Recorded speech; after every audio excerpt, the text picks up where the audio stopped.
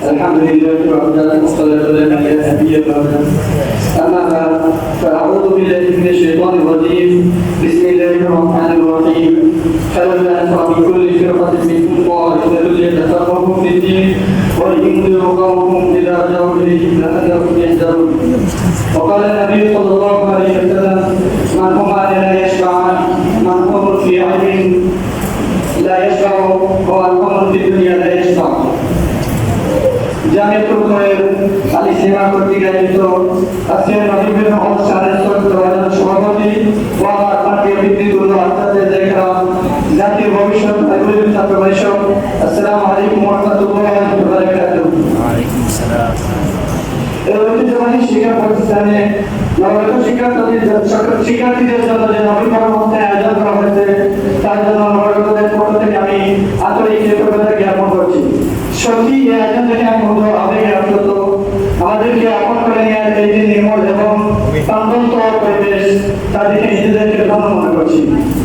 আমরা একজন এক জায়গা থেকে এক এক পরিবেশ ছেড়ে এখানে এসেছি।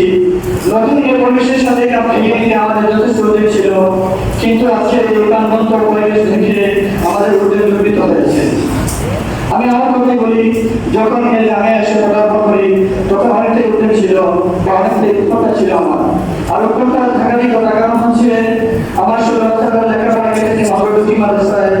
আমি শিশু শ্রেণী থেকে নিয়ে কাফিয়া পর্যন্ত করেছি আমার গ্রামের মাদ্রাসায় এবং কাফিয়া থেকে নিয়ে তাকবীর ফিলাতে সম্পর্ক করেছি জামিয়া মাদানী আঙ্গুরায়। তো সেখানে অনেক আত্মীয় স্বজন বা অনেক পরিচিত সাথীর সঙ্গে ছিল, অনেকটাই ভালো দিনগুলো কেটেছে। কিন্তু যখন এখানে আসি তখন অনেকটাই নিঃসন্দেহ একাকিত্ব বোধ ছিল আমার। কারণ হচ্ছে এখানে আমার পরিচিত কেউ নেই বা অনেক আত্মসাথী সঙ্গে কেউ ছিল না, এজন্য অনেকটাই উৎকণ্ঠা বোধ করছিলাম আমি। কিন্তু আমার উপর ভরসা করে নিজের জ্ঞানের বৃদ্ধি করতে মা বাবার স্বপ্ন পূরণে দেশ ও জাতির কল্যাণে কিছু করতে দেখা যায়।